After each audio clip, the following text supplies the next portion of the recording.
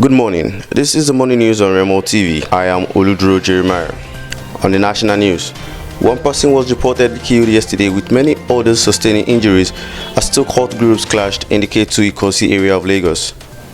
It was gathered that the clash started Tuesday night and dovetailed into yesterday when a kingpin of the suspected cultists, simply identified as Oluwole, was hacked to death.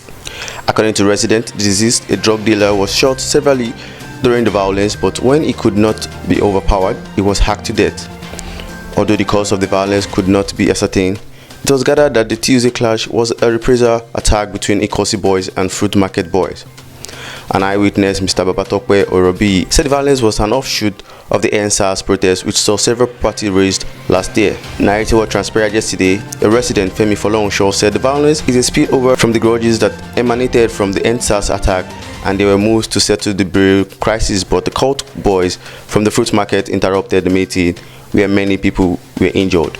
Still on national news, Lagos State will set up a leadership and followership academy to immortalize the late Alhaji Lateef Kayode Jakonde, the state first civilian governor who died on February 11. He was 91. There was applause yesterday as Governor Babajide Sanwo-Olu broke the news at the Mobolaji Johnson Arena, Onikan, Lagos Island, where eminent citizens and ordinary folks gathered to bid the foremost politician in a final farewell. The governor said the decision to establish the academy to immortalize Jakonde was thought through, given that there have been several public monuments already named after the former governor. The Lateef Jakonde Leadership and Followership Academy will be backed by an act of the House of Assembly. It will be a tertiary school of leadership and governance for young people in public service and private sector to learn the acts of leadership through qualities and values created by the late Jakonde, who governed Lagos from 1979 to 1983. On international news, Tanzania President John Magufuli has died at the hospital in Dar es Salaam.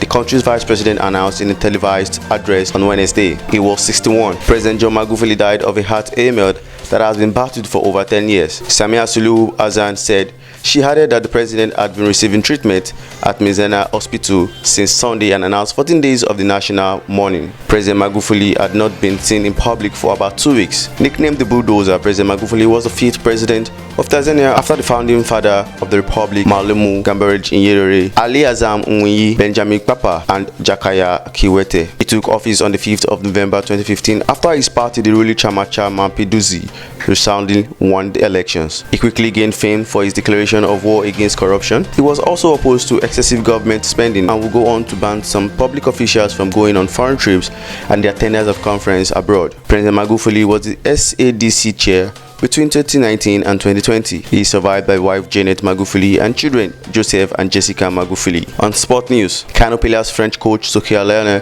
has resigned from his position as technical director at the club after he alleged the club violated parts of his contract. Leone, who joined Pillars at the start of season on a one-year deal in October 2020, said he was owed 5 months' salary to the tune of $25,000 and ticket expenses incurred. He also revealed that the club failed to secure him a resident permit to work freely, a move that has prompted the French embassy to demand for his return back to France, as he is an illegal immigrant in Nigeria. The former Black Leopard of South Africa coach also accused the chairman of Kano Pillars of interfering in his team selection, particularly prior to their game against Kwara United on Wednesday. I have resigned my position as technical director from Kano Pillars with immediate effect, and the reason is because of the breach of my contract by Kano Pillars, Leone said. Lastly, on entertainment, music producer, rapper, and fashion mogul Kanye West is the richest African American in the United States. Bloomberg reports that West is officially worth $6.6 billion, making him the richest black man in American history. Around the same time last year, West became a certified billionaire with the help of his successful apparel and sneaker brand and a new multi-year contract with Gap. According to Business of Fashion, the Yeezy brand is valued at $3.2 billion to $4.7 billion. As for the new Yeezy Gap line, which is set to be released later this summer, the new venture is expected to be worth more than $917 million.